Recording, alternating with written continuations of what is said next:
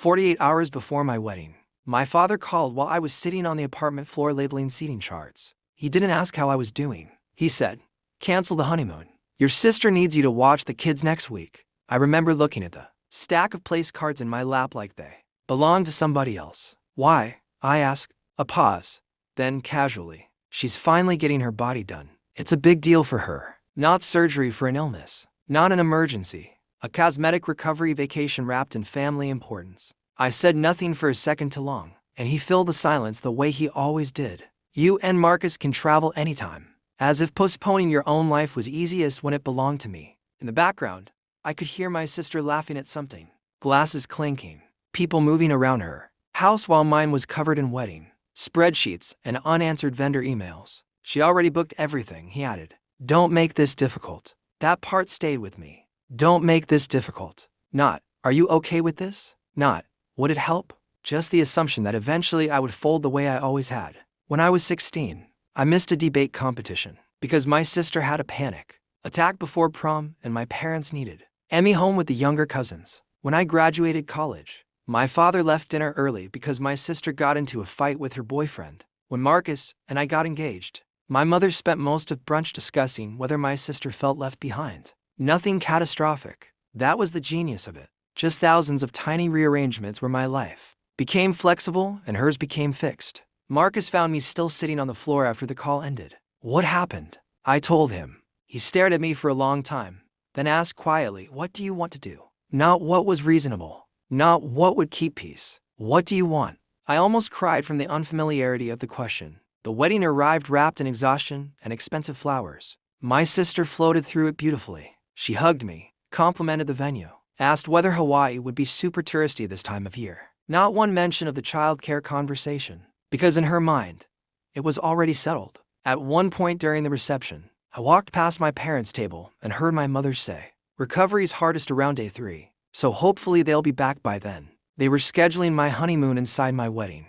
I kept walking. That was the strange thing about reaching your limit. There wasn't an explosion, no dramatic scene, just a sudden absence of negotiation inside yourself. The next morning, Marcus and I got into the airport shuttle at 5:10 a.m. I watched my phone light up 3 separate times before we even reached the highway. Dad calling. Dad calling. Dad calling. I turned the phone face down. Marcus didn't touch it either. By the time we landed in Hawaii, the family group chat looked like a small electrical fire. "Where are you? Your sister's procedure is Monday. Call me immediately." "I can't believe this selfishness right after your wedding." Then came the message from my sister. "I honestly didn't think you'd abandon me like this." That word irritated me more than anything else. Abandon. As though my honeymoon had originally belonged to her and I stole it back. Marcus posted a photo that evening without asking me first. Just the two of us at dinner near the water. No caption besides a small wave emoji. I stared at the screen after he uploaded it. "You sure?" I asked. He nodded once.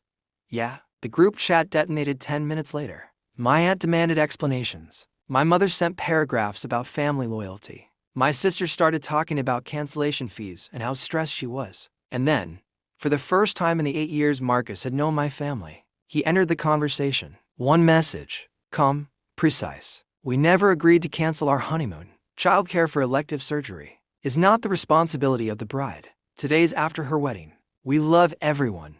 But this conversation is ending now." No insults. No threat. That was what made it powerful. There was nowhere for the family to place blame except directly onto the expectation itself. Nobody responded for almost 20 minutes. I actually remember that silence more than the fighting, because silence had always belonged to me before. That night, I sat outside our hotel listening to the ocean and realized I felt guilty in the same automatic way amputees reportedly feel phantom pain. The obligation was gone, but my body still expected it to be there. My father finally sent a separate message around midnight, shorter than I'd ever seen from him. "Enjoy your trip." No apology, no acknowledgement, but also no command. I read it 3 times. Marcus asked what I was thinking.